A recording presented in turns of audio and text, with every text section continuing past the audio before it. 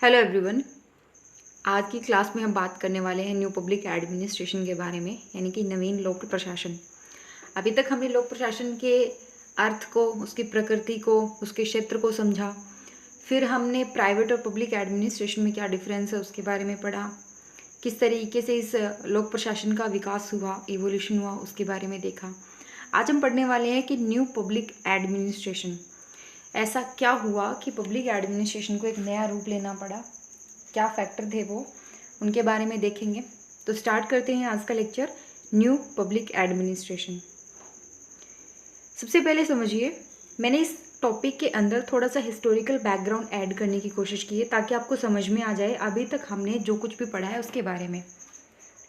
तो 1887 में जब लोक प्रशासन शुरुआत होती है, 1887 में जब वुड्रो विल्सन अपना एक ऐसे लिखते हैं, निबंध लिखते हैं, तो उस टाइम के जो राइटर थे या जो थिंकर थे उनके सामने ये चुनौती थी कि लोक प्रशासन को अन्य विषयों से कैसे अलग रखा जाए।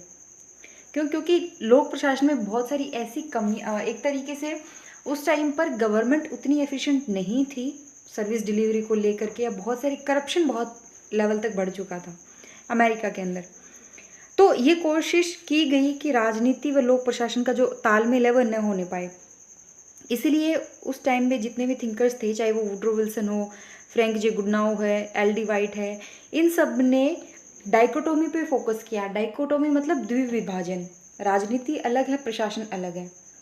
और ऐसे प्रयास 1927 तक होते रहे। 1927 में W.F. विलोबी की एक बुक आती है, प्रिंसिपल्स ऑफ पब्लिक एडमिनिस्ट्रेशन। ये हमने इवोल्यूशन वाले पार्ट में पढ़ा था। जब हमने लोक प्रशासन का विकास पढ़ा तब हमने देखा था कि 1927 से लेकर के आगे फिर क्या होगा, प्रिंसिपल्स, कुछ ऐसे सिद्धांत बनाने की कोशिश की जाएगी जिनको आप किसी भी जगह पर अप्लाई कर सकते हो। फिर बात करते हैं कि यहाँ पर 1927 में एक विषय के रूप में लोक प्रशासन को स्थापित करने की सफलता के पश्चात लोक प्रशासन को विज्ञान विषय का दर्जा दिलाने का प्रयास किया गया। विज्ञान विषय का मतलब होता है कि कुछ ऐसे निश्चित सिद्धांत बनाने की कोशिश की गई जिससे जो एफिशिएंसी है ऑर्गेनाइजेशन की वो बहुत बढ़ जाए, जिसको आप किसी भी ऑर्गेनाइजेशन में लगा सकते। कुछ ऐसे सिद्धांत जैसे पोस्ट का, फिर आया आदेश की एकता, पद सोपान, संचार, केंद्रीयकरण, कार्य विभाजन, मितव्ययता, कार्यकुशलता जैसे सिद्धांतों की खोज हुई। पोस्ट का अब हमने पढ़ लिया। आदेश की एकता होता है यूनिटी ऑफ कमांड। पद सोपान आपकी हायरार्की हो गया, कम्युनिकेशन है, डिसेंट्रलाइजेशन है, डिवीजन ऑफ लेबर है, ठीक है। तो ये सारी चीज़ें जो हैं वो उभर के आई प्रिंसिपल ऑफ एडमिनिस्ट्रेशन या सिद्धांत के तौर पे। और इनके अंदर किसका ज़्यादा इंपॉर्टेंट रोल रहा? हेनरी फायोल का, उर्विक, MP फोले, फिर फिफ्नर, प्रेस्थस, मोने अनरेले, ल्यूथर गुलिक, इन सब ने अपना योगदान दिया सिद्धांतों को बनाने में। उसके बाद 1938 के अंदर चेस्टर बर्नार्ड की एक पुस्तक आती है, द फंक्शन ऑफ एग्जीक्यूटिव। और ये एक ऐसी बुक होती है जो पब्लिक एडमिनिस्ट्रेशन की जो फाउंडेशन थी, जो उसकी नींव थी, उसको हिला के रख देती है। ये बुक कहती है कि लोक प्रशासन के सिद्धांत मुहावरों से कम नहीं है।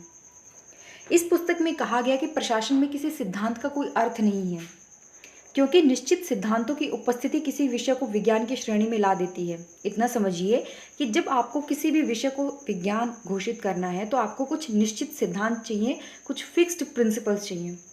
जबकि लोक प्रशासन विज्ञान तो हो ही नहीं सकता, क्योंकि सिद्धांतों की निश्चितता को मान्यता नहीं मिल सकी। क्यों नहीं मिल सके? क्योंकि सभी में कोई भी स्पष्ट रूप से लागू नहीं हो सकता था।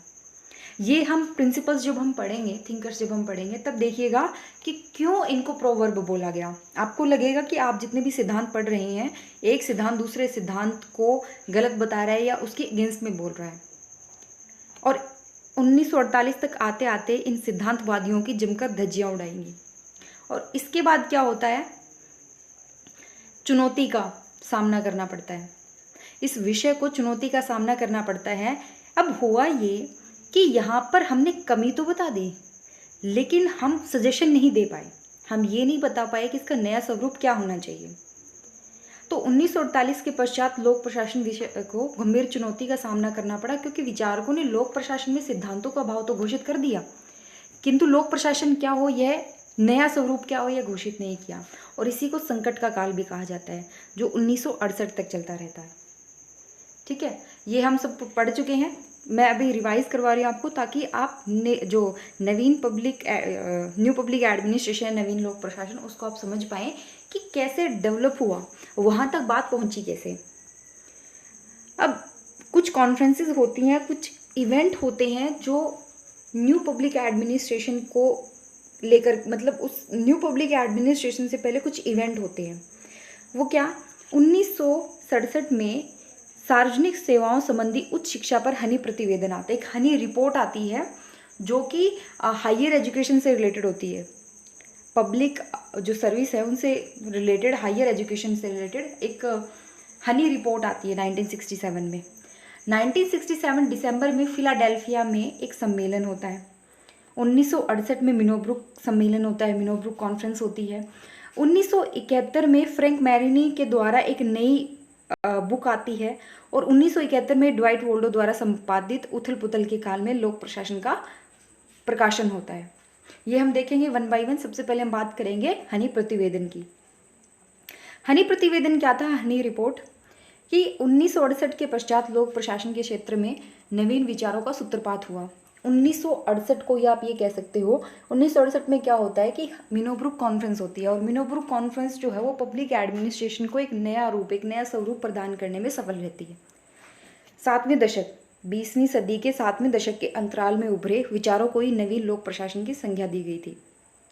जो 20th सेंचुरी के 7th डेकेड के अंदर नए थॉट्स उभर के आए, उन्हें ही न्यू पब्लिक एडमिनिस्ट्रेशन बोला गया। और इसका आरंभ जो है वो हम 1967 के 1967 के हनी रिपोर्ट या हनी प्रतिवेदन से समझ सकते हैं। इसमें क्या है, प्रोफेसर जॉन सी हनी का प्रतिवेदन अमेरिका में लोक प्रशासन के स्वतंत्र विषय के रूप में अध्ययन की संभावनाओं पर आधारित था। ये कुछ ऐसे एक्सपेक्टेशंस होती, कुछ संभावनाएं होती हैं, ठीक है, ये एक स्वतंत्र विषय के रूप में। क्योंकि 15-20 सालों से बहुत ज़्यादा एक आइडेंटिटी क्राइसिस फेस कर रहा था ये सब्जेक्ट, और एकदम से कोई रिपोर्ट आती है और वो ये कहती है कि हाँ कुछ संभावनाएं हैं जिसमें आप लोक प्रशासन को एक स्वतंत्र विषय के रूप में पढ़ सकते हो। तो इस प्रतिवेदन में, इस रिपोर्ट में लोक प्रशासन को विस्तृत और व्यापक बनाने पर जोर दिया गया, उसको एक्सपैंड करने में, उसको ब्रॉड करने में फोकस किया गया। और इसका हालांकि स्वागत किया गया, बहुत बड़े पैमाने पर स्वागत किया गया, लेकिन ये कहा जा सकता है कि लोक प्रशासन को तत्कालीन सामाजिक समस्याओं के साथ सीधा संबंध स्थापित करने के लिए इस प्रतिवेदन में कोई पर्याप्त दृष्टिकोण नहीं सुझाया गया था।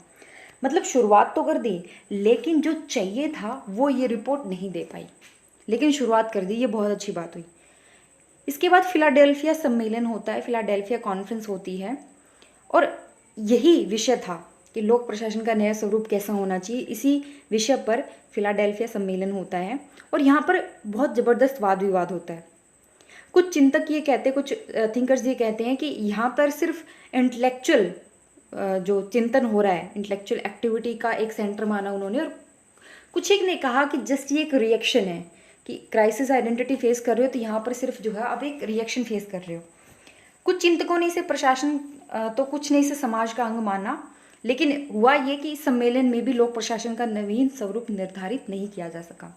लेकिन क्या हुआ कि पहला स्टेप हनी रिपोर्ट ने लिया, और दूसरा स्टेप जो है फिलाडेल्फिया कॉन्फ्रेंस ने प्रोवाइड करा दिया। अब हम पहुंचे मिनोब्रुक सम्मेलन में। मिनोब्रुक सम्मेलन 1968 में होता है, ये पहली सम्मेलन होती है। अभी तक ऐसी 3 सम्मेलन हो चुकी हैं, 1968 में, 1988 में और 2008 के अंदर। नई जो है वो 3rd मिनोब्रुक कॉन्फ्रेंस है जो 2008 के अंदर हुई थी, लेकिन हम सबसे पहले 1968 की पढ़ते हैं। 1968 में आयोजित मिनोब्रुक कॉन्फ्रेंस ने लोक प्रशासन की प्रकृति में क्रांतिकारी बदलाव ला दिया, और यह मील का पत्थर साबित हुआ। ये बहुत सारे पर्सपेक्टिव से इम्पोर्टेंट है, बहुत सारे दृष्टिकोण से इम्पोर्टेंट है।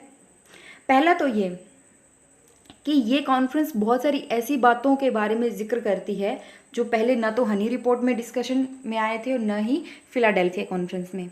और यहाँ पर बहुत सारे यंगर जो थिंकर्स है वो आते हैं, यंग थिंकर्स, युवा विचारक।